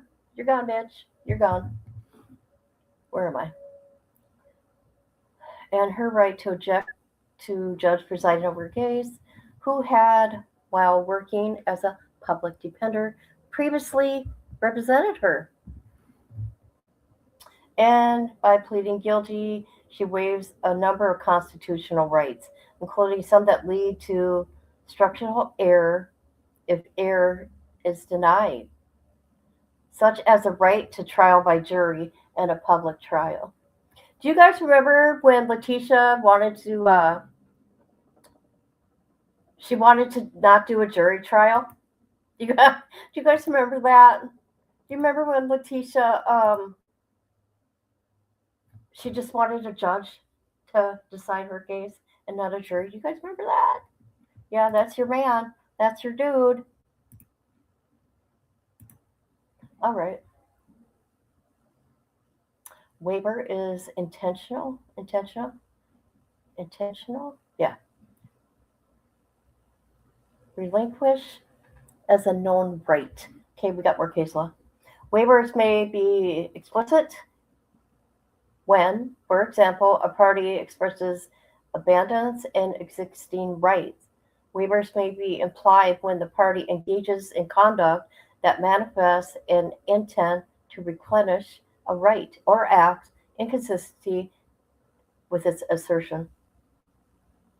When deciding whether a waiver was implied, the record need only show that the defendant or the counsel made a conscious decision to forego raising a claim or objection for strategy or other reasons. More case law. We do not presume, that's a big word, acquire science?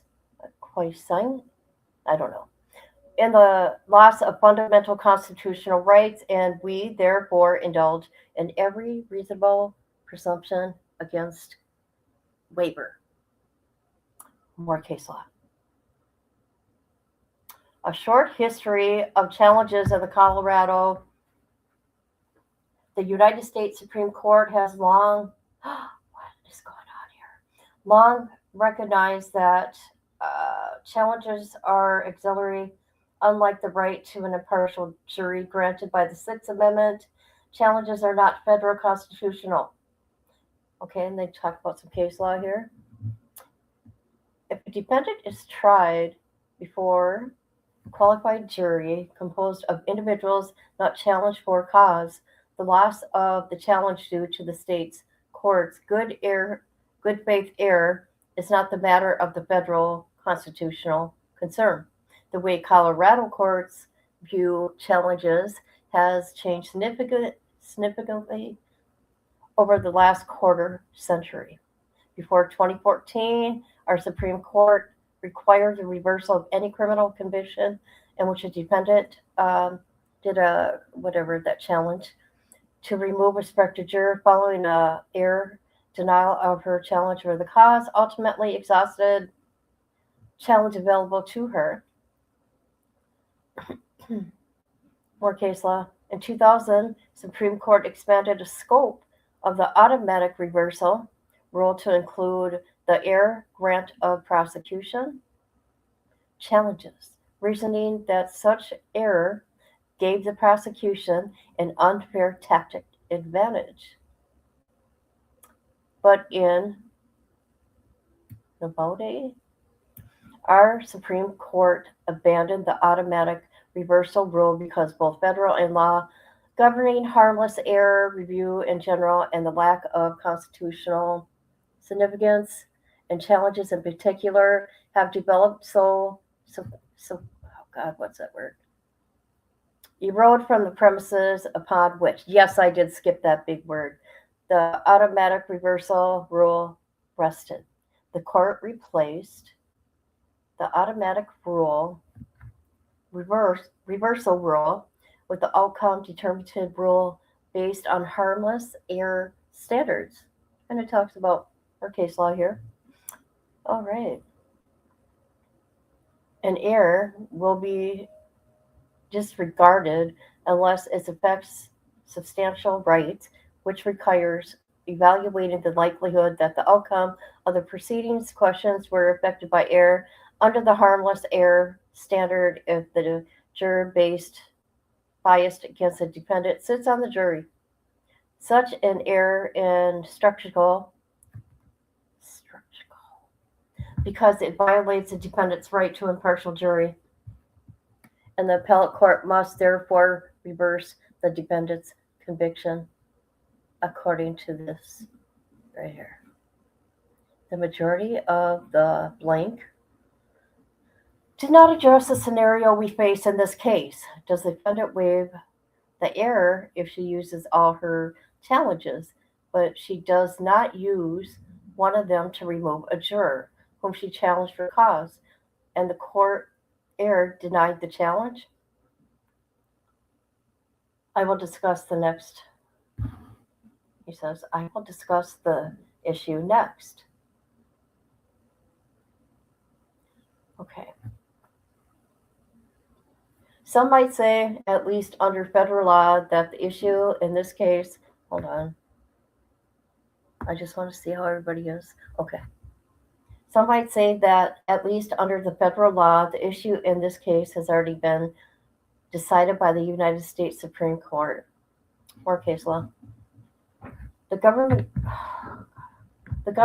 urged the Supreme Court to read federal law to require a defendant to use the challenge to strike a juror who should have been removed for cause in order to preserve the claim that a for-cause ruling impaired the defendant's right to a fair trial. The Supreme Court rejected the invitation, reasoning there was no federal law demanding that a defendant use or refrain from a challenge on a particular basis or when a particular set of facts are present. The court recognizes there's obvious exception to this statement, the Equal Protection Clause, prohibiting of exercising a challenge to remove a potential juror solely on the basis of the juror's gender, ethnic origin, and race. This language, some would suggest, shows the United States Supreme Court rejected the application of the waiver doctrine to situations such as this one. But I submit there are three reasons why Martinez did not do so. First, the language is dicta. Okay, bunch of case law. Case law. Second, in concurring facts or opinions, Justice Scalia pointed out the issue before Supreme Court was not whether a defendant should be required to use challenges concurrently when a trial court has erred, denied the challenge for cause. Where are we? Challenges for cause. Where am I? Oh, here we are. Concurring in the judgment, rather, the issue was whether defendant's actual use of the challenge to effect such a cure impinge upon his ability to exercise all challenges under the federal, whatever that is. The majority have concluded that the exercise of all defendant's challenges have not been adversely affected. Far from certain that the court's analysis of the challenge was correct, it is easy enough to agree, he continued, that we have no warrant to read, a requirement that priorities, I can't say that word, be removed, used to remove veneermen, properly challenged for cause. The difficult question, however, is not whether requires exercise of, but whether normal principles of waiver disable a defendant from objecting on appeal to seating the juror who is entirely able to prevent. Then he added, I would not find it easy to overturn a conviction where, to take an extreme example, a defendant has plenty of preparatories left, but chose instead to allow to be placed upon the juror a person to whom he had registered an objection for cause and whose presence he believed would nullify any conviction. Third, a rule in federal criminal procedure, not a rule of state criminal procedure. Okay, that's two different things. Okay, they talk about all these state laws right here. All right. Okay, here's a federal criminal procedure. It is not law, which requires any change of course from this.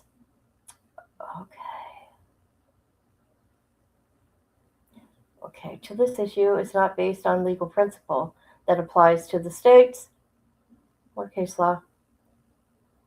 Concurring in the result, Martinez and Selivar may have left open the issue of whether under federal law, normal principles of waiver disable a defendant from objecting on appeal to seating a juror he was entirely able to prevent through the use of that challenge.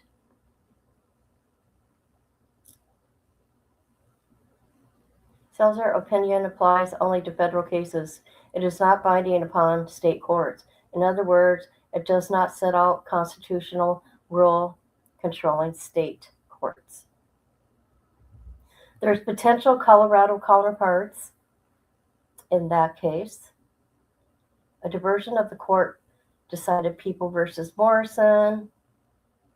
The division concluded because the defendant chose not to excuse the juror in question by use of the challenge. Hold on a minute, I'm sorry. The court's denial of the challenge for cause did not have the effect of reducing the number of challenges that he could exercise. As a result, the defendant failed to demonstrate how the court's denial of the challenge worked any prejudice upon him. Oof, so there's a lot to read here. About 5 months after we decided, our Supreme Court affirmed the division of Morrison People. The Supreme Court opinion unspooled like this. 1, we hold the trial court did not abuse its discretion in denying the defendant's challenge for cause because the jury in question stated that she could not fairly hear the evidence.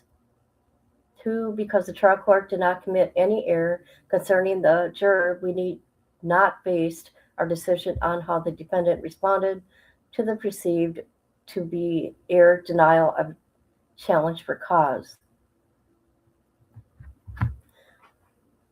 We consequently find it unnecessary to determine whether a defendant suffers an impairment of his right to challenges if he exhausts his challenges, but does not use his challenges against a juror who originally challenged for cause. How confusing! In such scenario, the controlling question is whether the defendant's constitutional right to an impartial jury was violated by the presence of a biased juror on the jury. As a result, the division's rationale incorrectly relied on old Supreme Court precedent because those decisions did not require a defendant to cure a trial judge error on the challenge for cause by using the strike against the objectional juror in order to preserve a claim that has right to a fair trial was violated by the presence of a biased juror on the jury.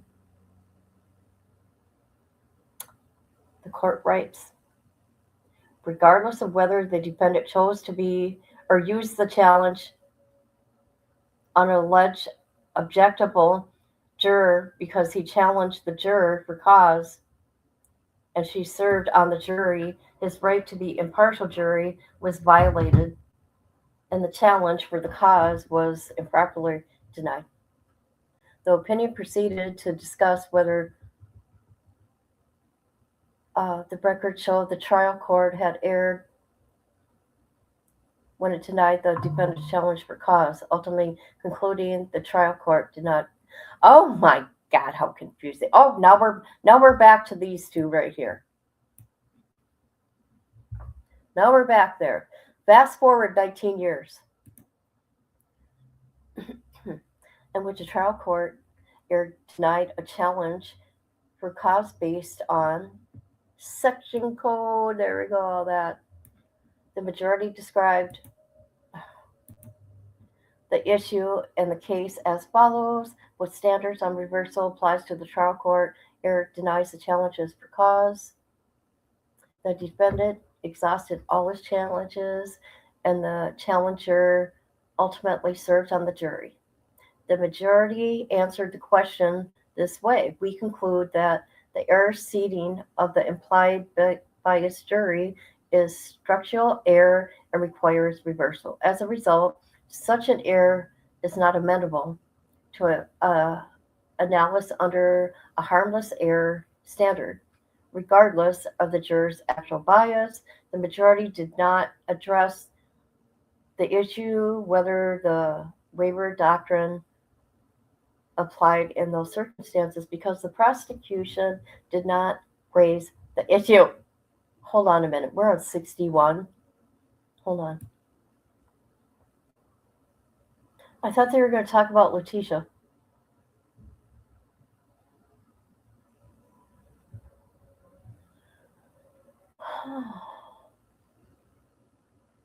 Analysis. Sorry, guys, I'm looking for something.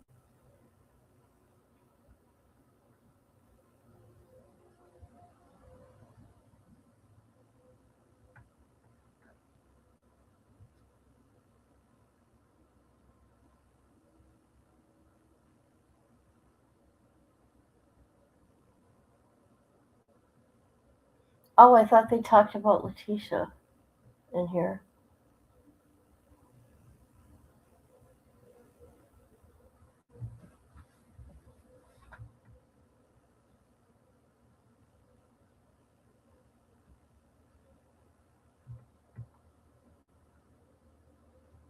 Okay, here we go. I knew there would be some.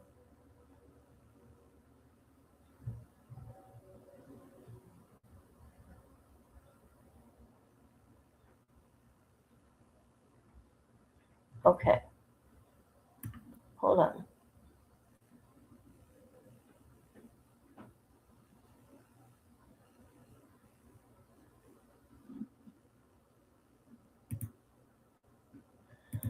Lawyer, judge, mumbo jumbo. Holy, I know. I thought they were going to talk more about Letecia. That's why I continued with that. Okay. All right, let's finish. I conclude that the combination of awareness and deliberate conduct was intentional and it was implied waiver of the defendant's right. What? They say it was intentional? The conduct was deliberate? Oh, no way. So definitely the Supreme Court in Colorado is blaming the judge and the DA. Hold on, I need to take a drink.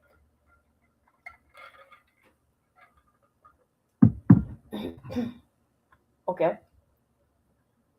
And if it implied waiver of the defendant's right to challenge the court's error decision to deny her challenge to cause juror MB on appeal, defendant could have cured the trial court error, but through her counsel, she engaged in conduct that manifested an intent to replenish her right to remove juror MB from the jury, which amounted to a conscious decision to forego her right to challenge the trial court's error on appeal.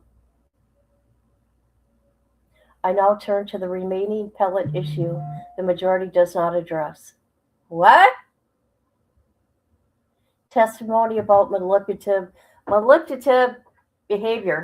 Defendant asserts that the trial court erred by allowing the prosecution to rebut her insanity defense by introducing evidence showing she had previously been manipulated. I disagree. Defendant objected to this evidence, adding that the court should analyze it under case law or statute or whatever it is out there in Colorado. The prosecution relied that the evidence is relevant and the defendant's mental condition. The court decided did not apply. I will assume for the purpose of discussion the manipulation evidence was a form of bad act evidence. Yet I would nevertheless conclude the court did not err when it admitted it. Oh boy. Before Colorado switched to his present unitary trial system, the law bureaucratized sanity and guilt trials when defendants pled not guilty by the reason of sanity. Generally, evidence of prior criminality of an accused is not admissible. However, if you're, oh God, what is that? Befudicated. There we go. Insanity trial. The rule is relaxed since the prejudice may occur by the omission of such evidence is lessened by a separate trial of guilt. Courts in other states have decided that the defendants, by pleading not guilty by the reason of insanity, make much of their entire life history relevant. Yeah? So they talk about all this case law here. I therefore conclude that the evidence of the defendant's manipulation would throw light one way or the other on the issue of the defendant's sanity, and that would strain the rules of evidence to hold that the prosecution is precluded from introducing evidence to counter a defense claim of insanity solely because the evidence involves the defendant's previous immoral and unlawful acts. Okay, what is he saying here? People help me. What is he saying here? Is he like, is this judge here like on Letecia's side here? For certain things? Preclude. So yeah. So he's saying they shouldn't have. I think. But what is the reasoning does not apply to Colorado's present trial system? Unitary. Even if I thought the trial court's decision not to apply was error, I do not think it is reversible error. A conviction will not be overturned on appeal when a trial court an error standard of analyzing the admissibility. Jesus. All these tongue twisters of evidence is the evidence of admissible. What? Why? Why? What's the difference here? Look at admissibility and admissible. Same word. Just added a few more letters. Come on, guys, that was funny. If you don't think it's funny, I don't even know what to say by now, okay? The proper foundation. The record supports a derivation of manipulation evidence and under the 4-step test.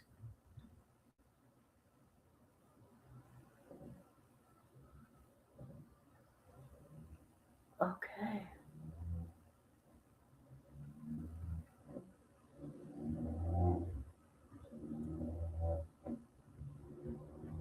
Okay.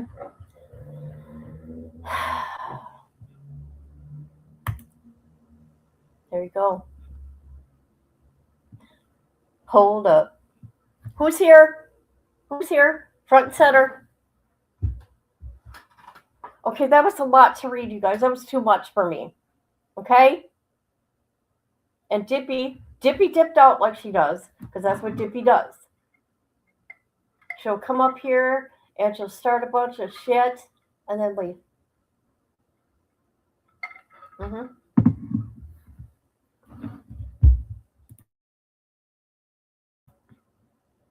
Wonderful. How are you? I want to see what everybody's saying about this because it's shocking. Okay, let me show you guys because I know there's a bunch of new people. Let me show you Letecia. Boy, I'm going to have to catch you people up.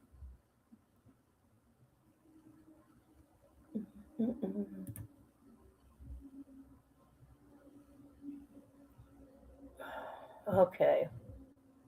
See, these cops knew. These cops knew she was lying. Look at my peoples are here. Just had to make sure. Okay. So here the cops are confronting her. Are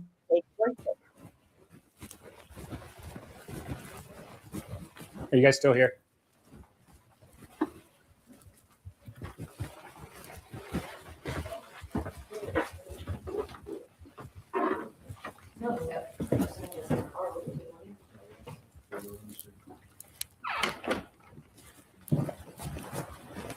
So I was able to keep it off the carpet. You're just going to take like a wet rag to it, and it should come off. Okay. You said your garage door opener is missing? Yeah, but I don't know if I might have ran. I don't know. It could have been something I grabbed with my keys and not realized it. So, well, where would it be right now? That's what I'm saying. We looked through the house, but it's not in there. I don't want to put that as something that's missing when. You don't know for sure? I don't know for sure. Right. Okay. I could have, I pulled it when I was pulling in the garage light. Nothing was working. Mhm. So I was in a hurry to get in the house. Okay. And I had to go with me. So what I'm saying is I don't want to say that I didn't grab it. And Okay. you see what I'm saying? Yeah. Yeah. Was your car in the garage Mhm. this morning? You pulled it out after he came and caught you? Mm-hmm. Okay. So I'm going to be completely honest with you.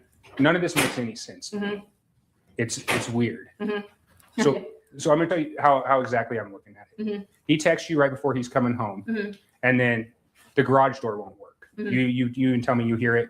Well, the only way that can happen for it to go partially up, it has to have power. Mhm. I even tested it, and I turned the breaker off, and the garage door wouldn't move because they don't. I've never seen one that has a battery backup. Maybe some industrial type thing, but none that moves. And then there's no mud or dirt coming in that window, and nothing around it is disturbed. Normally, when somebody comes through a window, they knock stuff over and they get dirt on it and stuff like that. So I'm going to give you one chance to be honest with me. I do believe that whatever happened the other night did happen. You guys both saw it happen.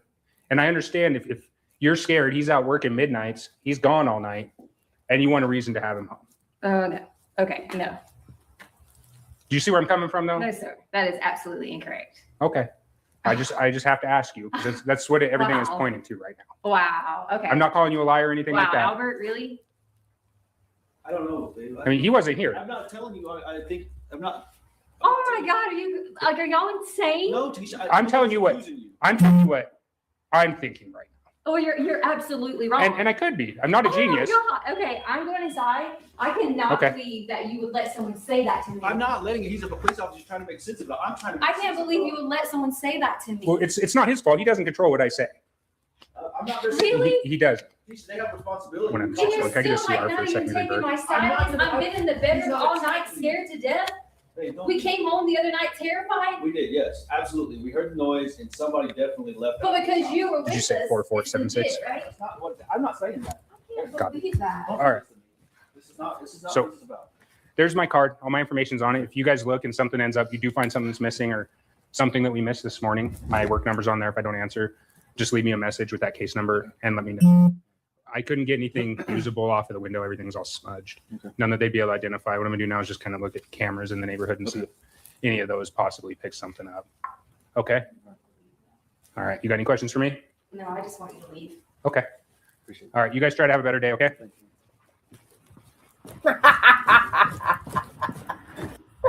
Letecia, no, I just want you to leave. Oh my God, ain't she just something?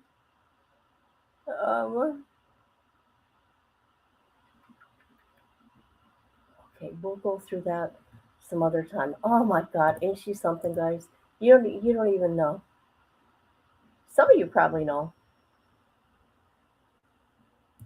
Ain't she? She's batshit crazy.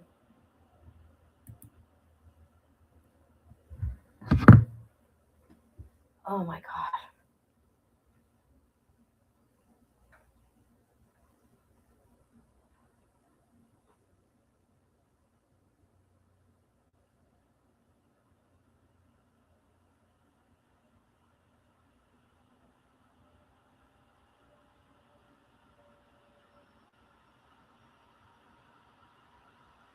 Oh, what to do, what to do, what to do.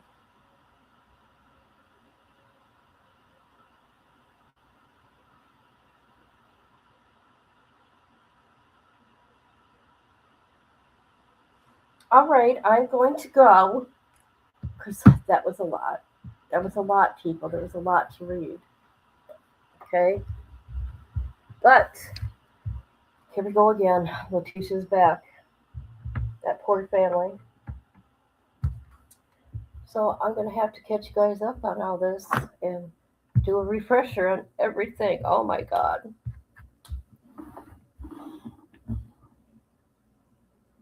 Damn right, it was a lot. Nobody would come up here and help me read. That makes it even worse. I did my best. I did my best, people.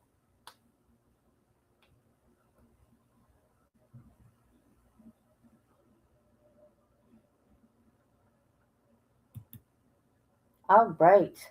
I'm going to go for now and go get a drink.